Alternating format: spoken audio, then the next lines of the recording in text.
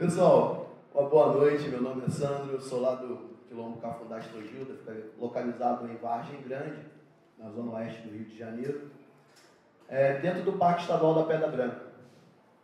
Assim, como o companheiro Luiz falou aqui, as histórias são muito parecidas, acho que muda a localização geográfica, né, e o endereço, mas as histórias são muito parecidas. Ou seja, é a especulação imobiliária avançando contra os territórios e, enfim, querendo crescer, né, oprimindo as pessoas que já estão há muito tempo, e aí muitas das vezes as pessoas não têm essa documentação do território, e aí começa um conflito socioambiental. Então, assim, é bem parecida as histórias dos quilombos, as histórias das comunidades.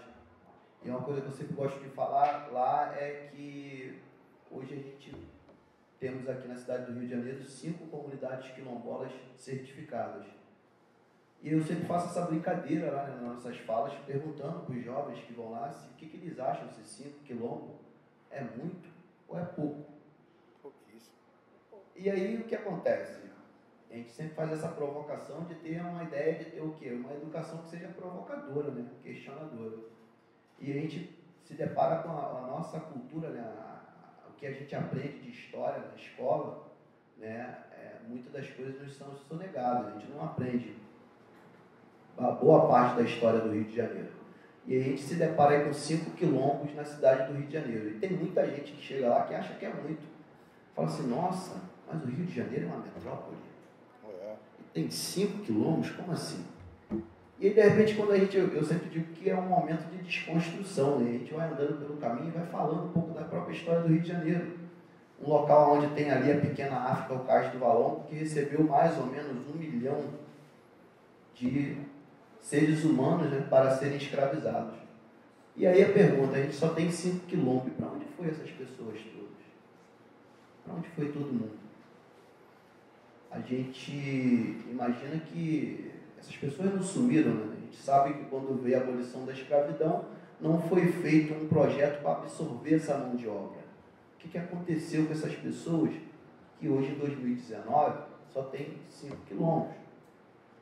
E aí, quando a gente vê os companheiros que moram na favela, falar assim, pô, mas a favela é um quilombo. É um quilombo. A favela é um quilombo. É verdade. Por quê?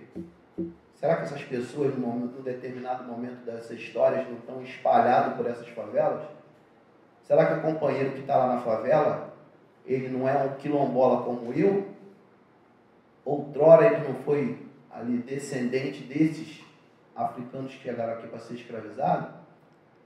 E aí a gente começa a entender todo esse processo, como o companheiro falou, que aconteceu lá de higienização da cidade, ou seja, de remover as favelas, né?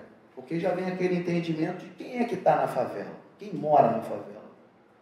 Quem mora na favela talvez sejam essas pessoas, descendentes desses africanos. E aí eu sempre falo, 5 quilômetros na cidade do Rio de Janeiro não é nada, é muito pouco.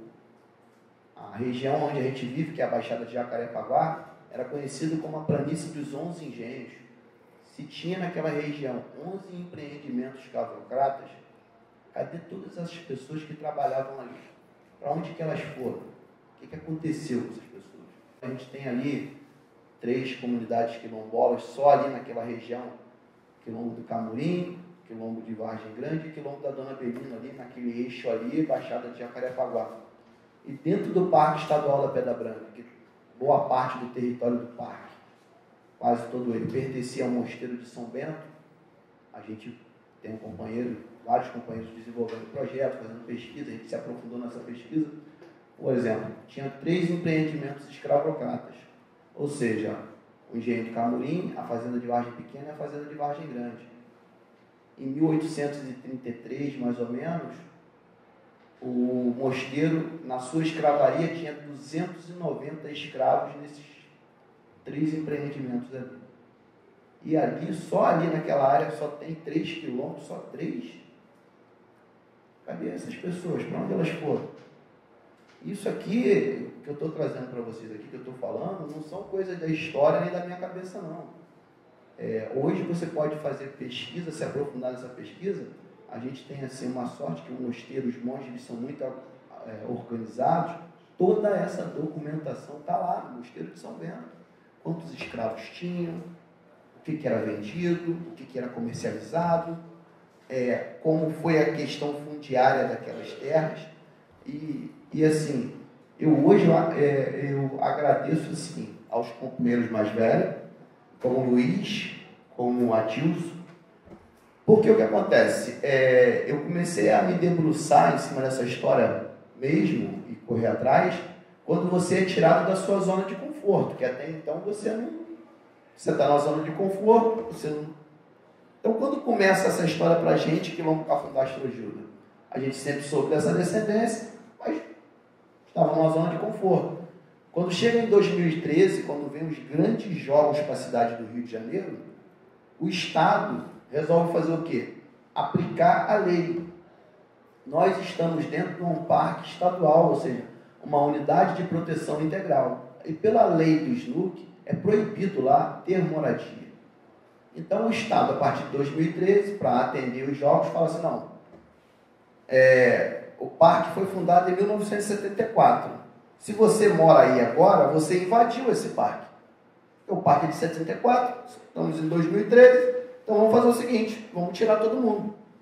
E aí, na iminência de todo mundo ser retirado do parque, o que a gente fez? A gente começou a buscar, peraí, como é que eu vou sair agora da terra que eu nasci e criei? Então é aí que a gente começa a se debruçar nessa luta. E aí, quando a gente foi ver, que a gente foi correr atrás, a gente viu que tinha companheiros que já estavam nessa luta há muito mais tempo, com muito mais estrada, com um entendimento enorme, como o Luiz, como o Adilson, e que deram essa luz para a gente, que deram esse caminho, e a gente correu atrás. E demos entrada na Fundação Cultural Palmares, e passamos todo esse trâmite, e aí, assim, a história nossa aqui tem muitos elementos, é muito rica, então a gente deu entrada em 2013, em 2014 a gente já foi certificado. Porque o que aconteceu lá no nosso território?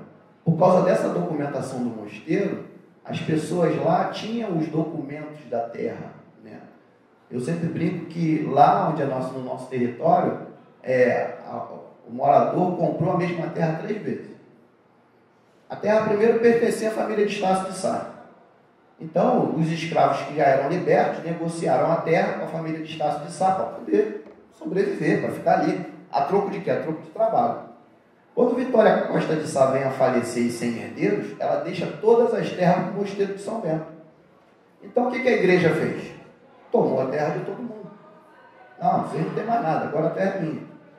Então, tiveram que celebrar outros contratos que você encontra hoje, os contratos lá. A gente tem cópias desses contratos. E a igreja é o Império Romano, né? Eles não contam a derrota, não. Fundaram a fazenda de Vargem Pequena e teve um hiato de quase 100 anos para fundar a fazenda de Vargem Grande.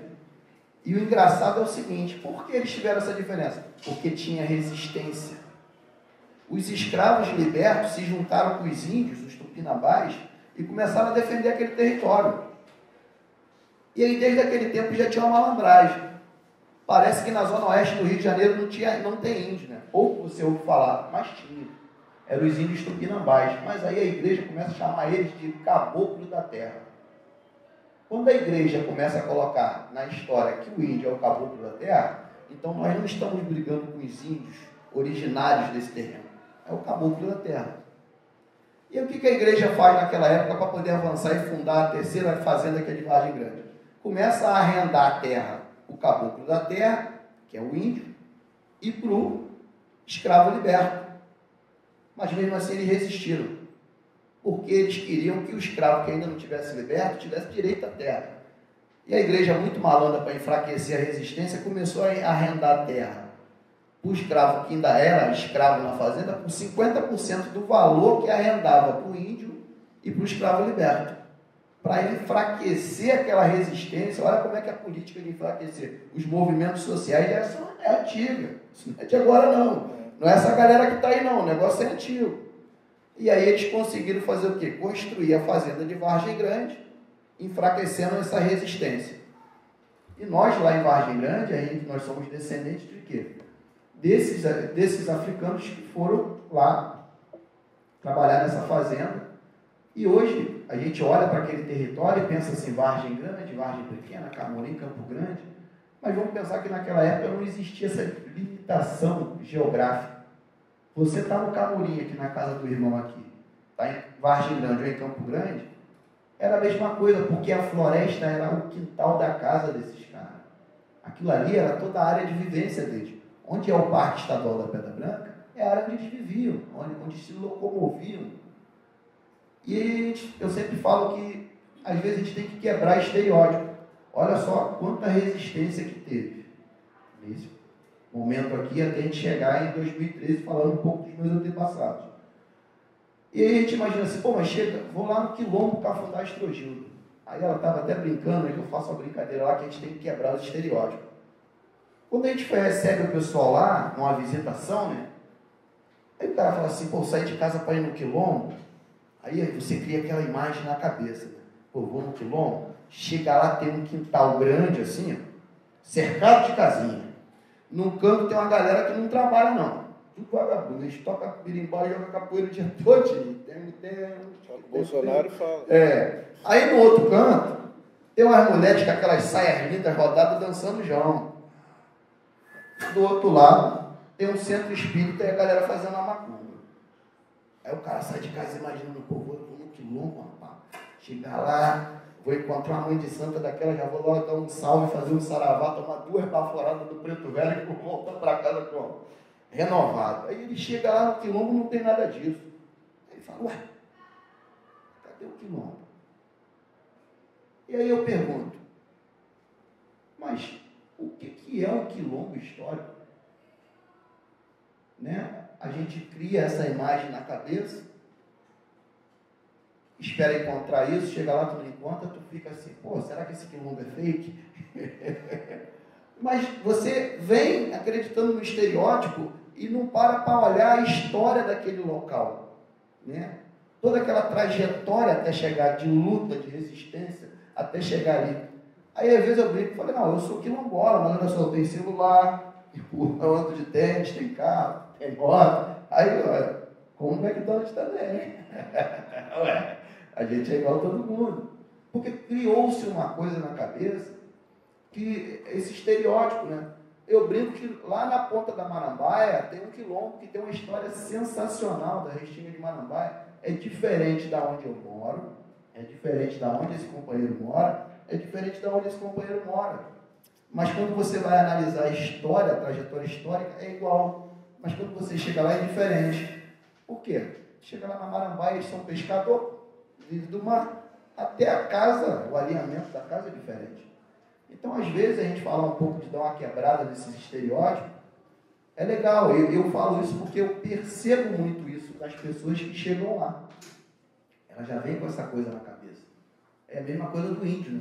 O cara fala, se o cara não chegar na aldeia indígena, não tiver o cara batendo tambor, dançando a dança da chuva, de tanga e com uma oca grande, não é índio. Pelado. Não é índio. E isso aí não é mais índio, não. Ué, mas como é que não é índio? Né? Aí eu brinco lá com eles e falo assim, pô, somos todos afrodescendentes. Não tem ninguém aqui, tirando as companheiras de som de outro país, que não seja afrodescendente. E às vezes tu vê, né, a lourinha lá bonitinha fala, mas eu não sou crioula não, e vem cá, esse narizão teu aí tá bom, passou alguém, né? Eu sou um crioulo nessa família em algum momento. Então não tem ninguém que não seja afrodescendente. Então eu digo que prioritariamente somos todos brasileiros, né? Só que os brasileiros que têm uma pele mais clarinha, tem alguns benefícios mais fantásticos que têm a pele mais escura, não tem. E a gente faz essa brincadeira lá de um pouco dar uma quebrada nesse estereótipo. Que hoje, assim, as pessoas vêm muito carregadas com esse tipo de estereótipo e até para a pessoa entender um pouco da história. Aí você vê, a gente teve toda essa história de resistência, onde o território pertenceu à família de Estácio de Sá, pertenceu à igreja, ao mosteiro de São Bento. E aí quando vem a abolição da escravidão, pega mal pra caramba a igreja ter escravo. Né? Já pensou a igreja com 3 empreendimentos escravocratas? Mas sabe o que a igreja fez? Vendeu para o banco. O banco de crédito móvel. Mas sabe o que o banco fez? Tomou a terra de todo mundo de novo. Então os caras compraram a terra da família de Estácio de Sá, depois tiveram que comprar do Mosteiro de São Bento.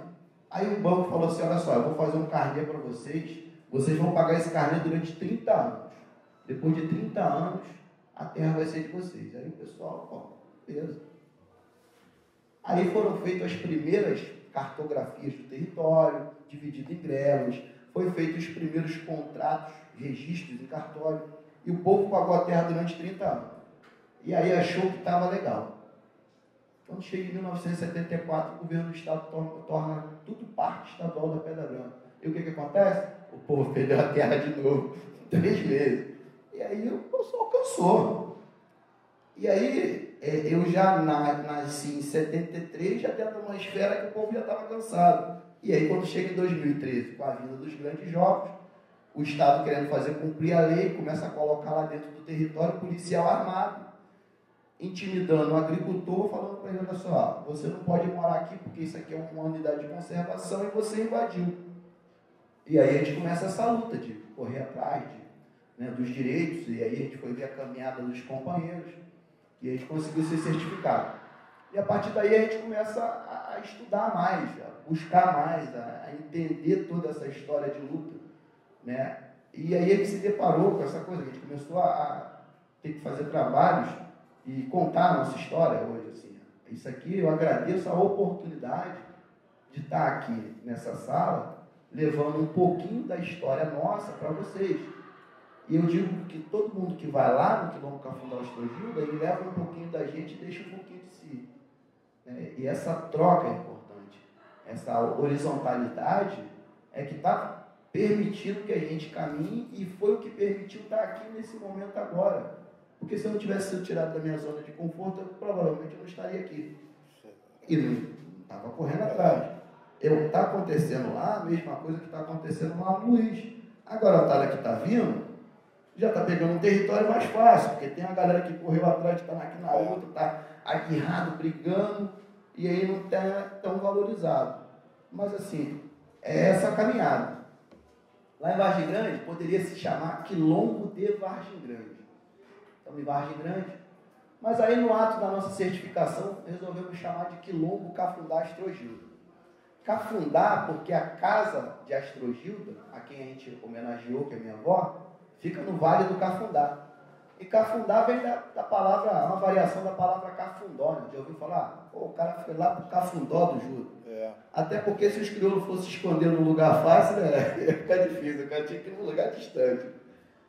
E aí, Astrogilda nasceu naquela casa, lá onde eu moro hoje, em 1902. E lá por 1920, por aí, ela fundou ali um centro espírita de linha branca chamado Pai Tertuliano. Esse centro espírita tinha rezadeiras, parteiras. Meu avô psicografava receitas homeopáticas com ervas da Mata Atlântica. Aí em Vargem Grande hoje, 2019, não tem nem muita farmácia nem hospital, imagine em 1920. Ou seja, a casa de Astrogilda virou um grande centro social. Todo mundo ia lá para tudo. As mulheres iam para lá, ficavam lá hospedadas para ter filho. Enfim, todo mundo ia para lá. Vira um centro social. Então, por isso, no ato da certificação, a gente resolveu fazer uma homenagem. Em vez de chamar de Quilombo de Vargem Grande, a gente chamou de Quilombo Cafundá, porque dentro de Vargem Grande fica no Vale do Cafundá, e a Astrogilda, que é essa matriarca sensacional, né, e muito importante para toda a comunidade ali. Pessoal, assim, como o companheiro aqui falou, são muitas histórias, a gente tem bate-papo aqui para 1, 2, 3 horas, mas a gente tem que ouvir aqui os outros companheiros, daqui a pouco vai abrir uma rodada de conversa, de pergunta, a gente vai. Mas vamos seguir o rito das histórias aqui. Assim, hoje, o jovem não acredita em mais nada. A gente encontra os garotos lá, às vezes a gente está fazendo aula de campo com eles, eu acabo de falar e já estão no Google para ver se o que eu estou falando é verdade. Eu falei, rapaz, essas crianças estão terríveis. E aí, hoje é dia 31, né? Dia de Halloween, né? E eu falei para minha filha hoje, minha filha quando falou, papai, hoje é dia do Halloween, vai dar doce. Eu falei, tá doce nada. Doce aqui dá dia de corda mel. Isso é uma coisa de lá nos Estados Unidos. Então hoje é dia de quê? Ela falou assim, eu falei, hoje é dia do Saci. Ué, é dia do Saci? Ela falou assim, papai, mas aqui tem Saci? Eu falei, não, já teve, não tem mais. Ué, mas o que houve, papai? Que o Saci não tem mais Saci? Eu falei assim, ó. Foram removidos. Não, o Saci foi embora. O Saci foi embora. Foi embora. Eu estava subindo no outro dia com um grupo de crianças lá, e aí o Saci, né? Você sabe que o Saci faz aquele redemoinho de vento e aparece, materializa, né? E o Saci veio naquele redemoinho por dentro da mata e materializou na frente das crianças. Eu falei, caramba, acho que vai correr todo mundo, vai criança para tudo quanto é lado. Mas essas crianças hoje, nessa juventude, né, globalizada, quando o Saci materializou, o da frente falou assim, nossa, um menininho afrodescendente, deficiente físico, portador de necessidades especiais e dependente químico. Tá com cachimbo. Vamos fazer um projeto para ajudar ele, coitado. Gente, o Saci ficou tão envergonhado, veio embora de lá do quilombo, tá aí na Carioca, no Tamborete, tirando foto a R$10. Eu vou passar aqui pro meu companheiro, desculpa as brincadeiras. Passa pra ela.